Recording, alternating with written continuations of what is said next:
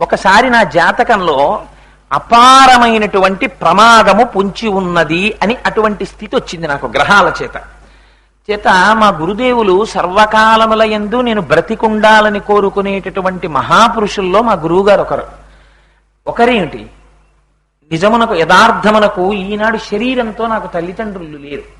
కానీ ప్రతిరోజు అభిషేకం చేసేటప్పుడు నా శిష్యుడు బాగుండాలని ఆశీర్వచనం చేసి పరమశివుడి పాదములు పట్టి ప్రార్థన చేసి నాకు రక్షణనిచ్చే మహాపురుషుడు మా గురువు మల్లంపల్లి అమరేశ్వర ప్రసాద్ గారు. అందుకని ఆ గురువులు ఒకనాడు నాకు చెప్పారు, నీ జాతకంలో కొంచెం ప్రమాదకరమైన స్థితి ఉంది, నువ్వు ఒక్కసారి విజయవాడ వెళ్ళి కనకదుర్గమ్మ వారి దర్శనం చెయ్యి అన్నారు. తప్పకుండా పెడతానండి. తిరుమల వెళ్ళి వెంకటాచలపతి దర్శనం చేసుకుని వస్తూ విజయవాడలో అమ్మ దర్శనం చేసుకొద్దామని బయలుదేరాం. ఎంత ఆశ్చర్యకరమైన సంఘటన జరిగిందో తెలుసా అండి?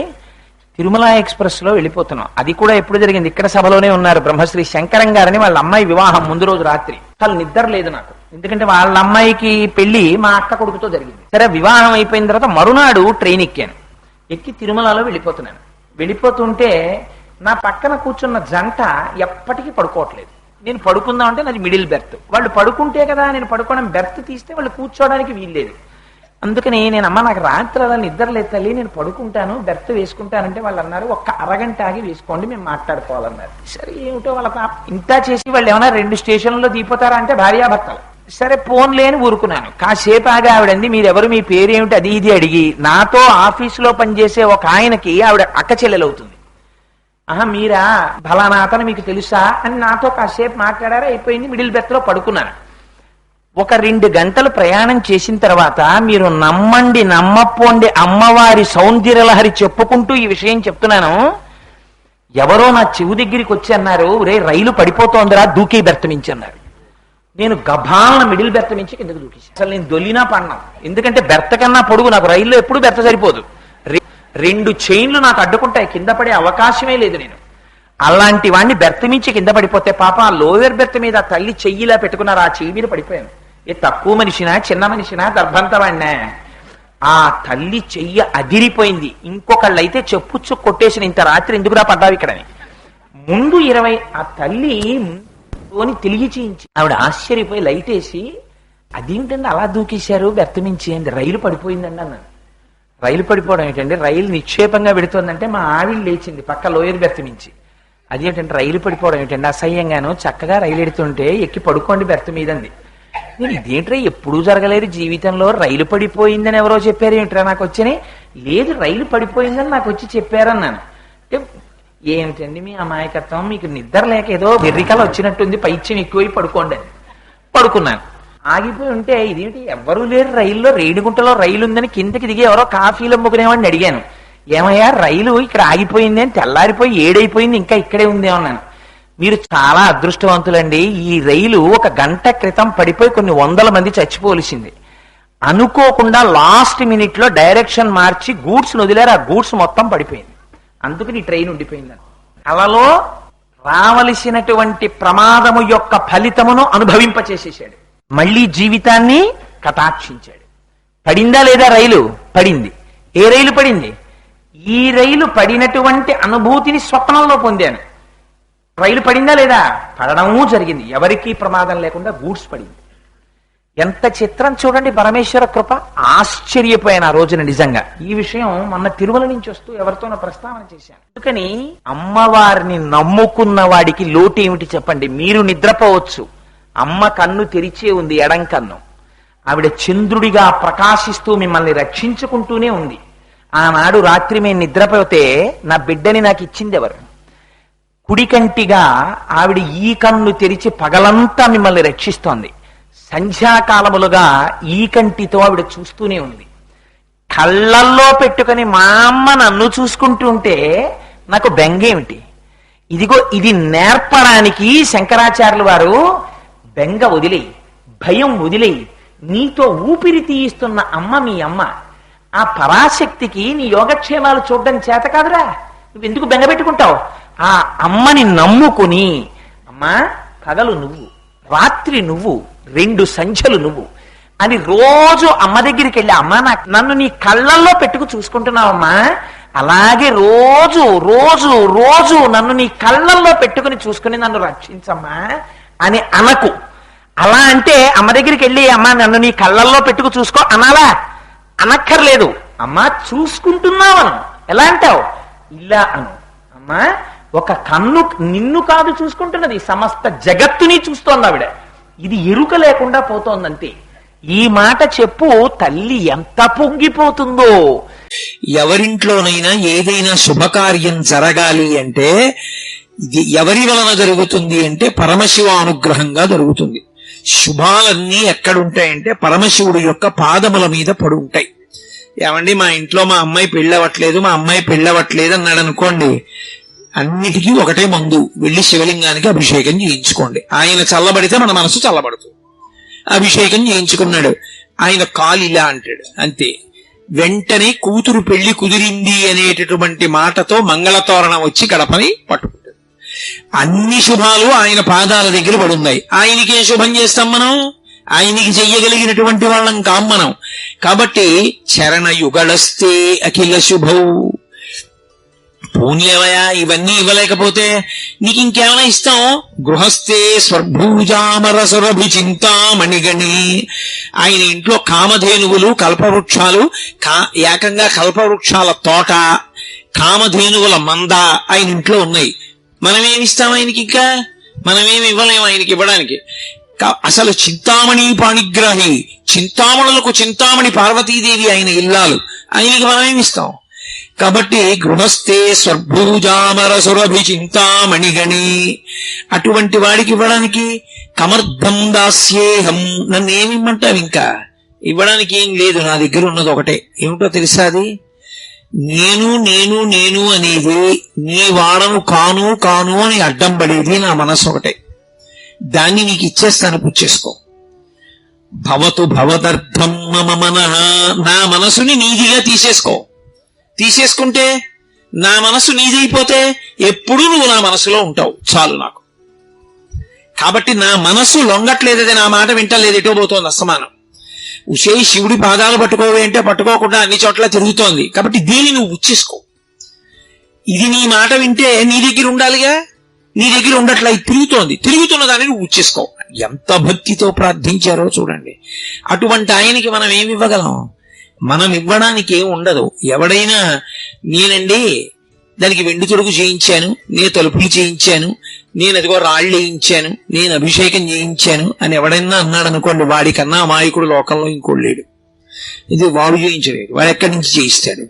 అసలు వాడన్నవాడు ఉన్నాడంటే శివుడు శరీరాన్ని చేసి ఇచ్చాడు కాబట్టి, లేకపోతే శరీరమే లేదు. ఇక నేనన్న మాట ఎక్కడి నుంచి వచ్చింది? వాడి అనుగ్రహంతో వాడు చేశాడు తప్ప వాడికి చెయ్యగలిగిన మొనగాడు వీడా? కమర్థం దాస్యేహం. నేనేం చేయగలన్నారు శంకరాచార్యులు వారంతటి వారు. కాబట్టి ఆయనకి ఆణవ మలము, కార్మిక మలము లేవు. కార్మిక మలం అంటే గత జన్మలలో చేసుకున్నటువంటి కర్మల వలన పాపపుణ్యములను అనుభవించడానికి రాలేదు.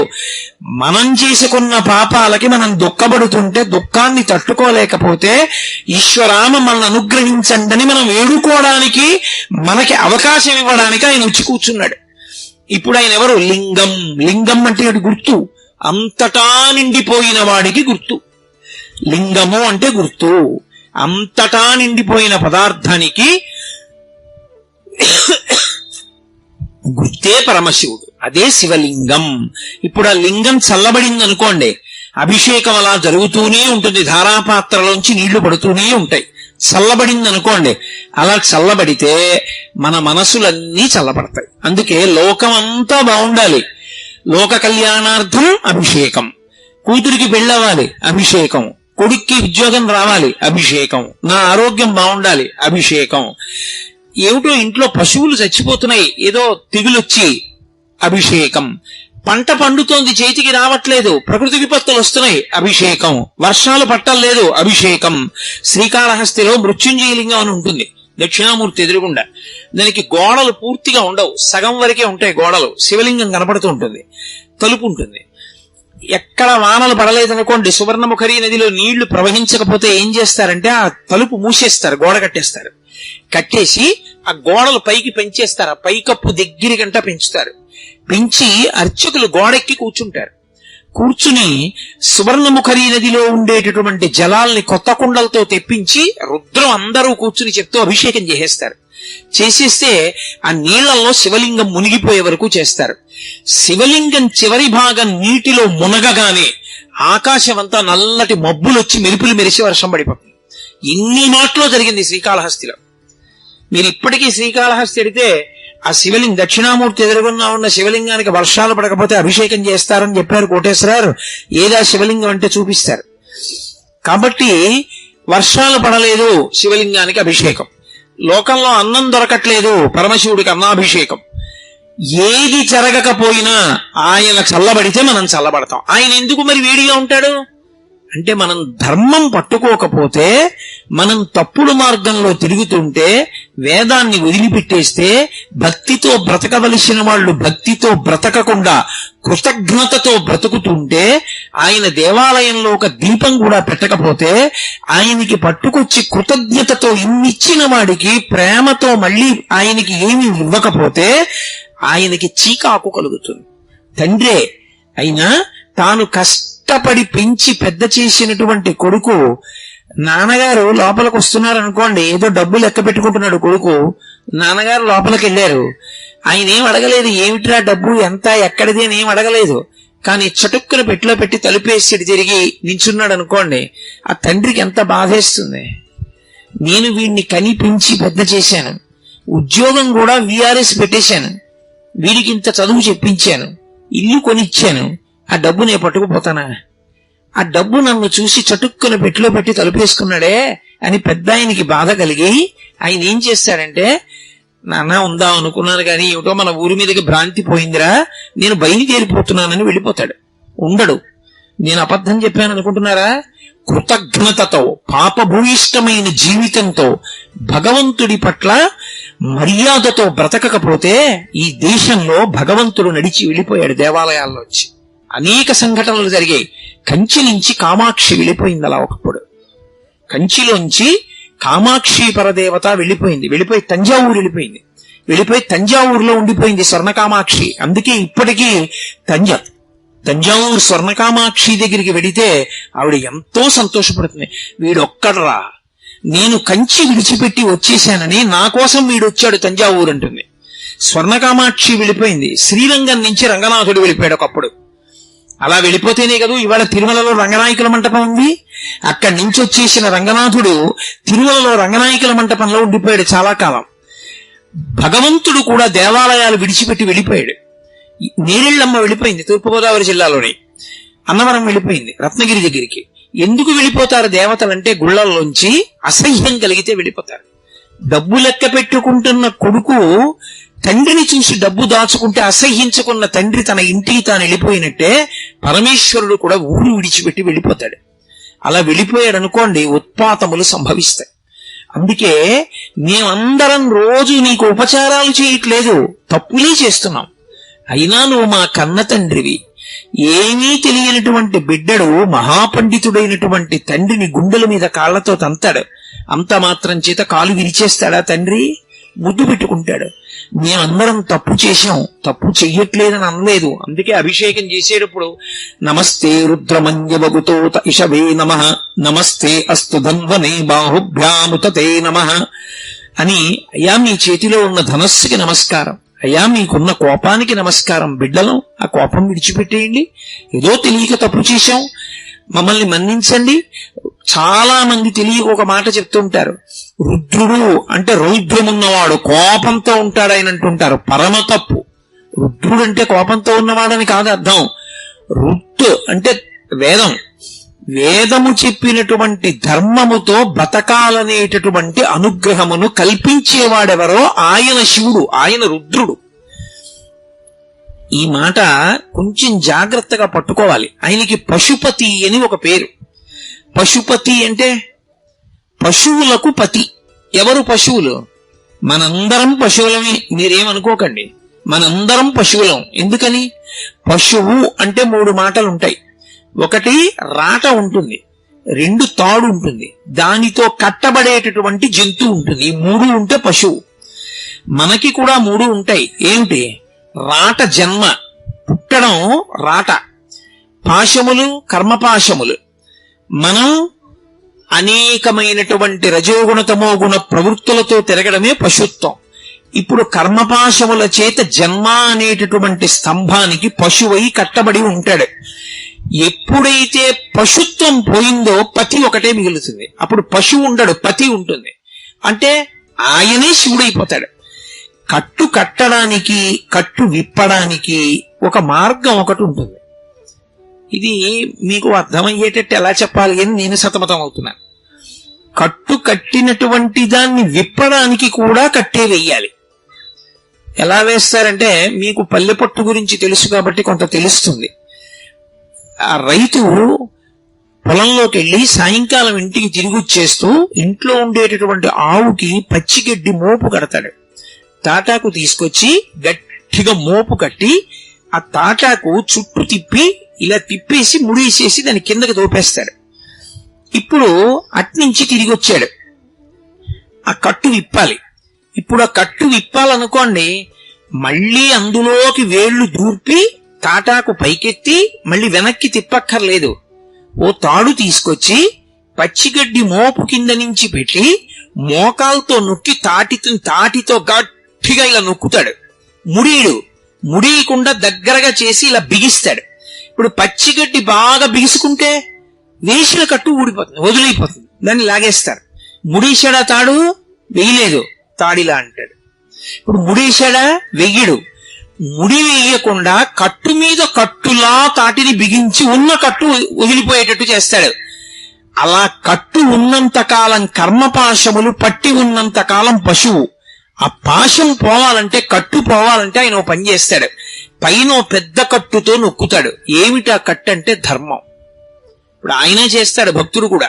ఏమిటి చేస్తాడంటే ధర్మం కోసమే చేస్తాడు. ఏది చేసిన ఈశ్వరుడు ఇలా నన్ను బ్రతకమన్నాడు, ఆయన ఎలా బ్రతకమన్నాడో నేను అలా బ్రతుకుతున్నానంతే.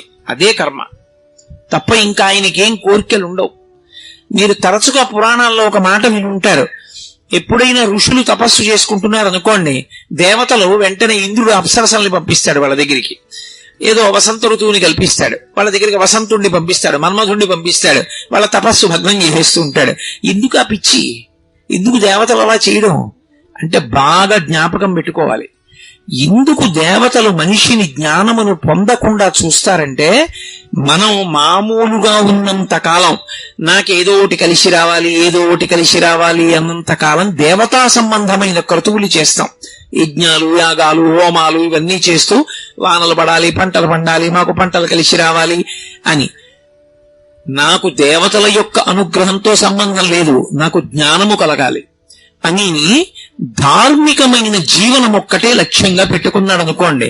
అప్పుడు ఇక అతను దేవతలకి అన్నం పెట్టడం అంటే ఇక యజ్ఞయాగాదులు చేయడు.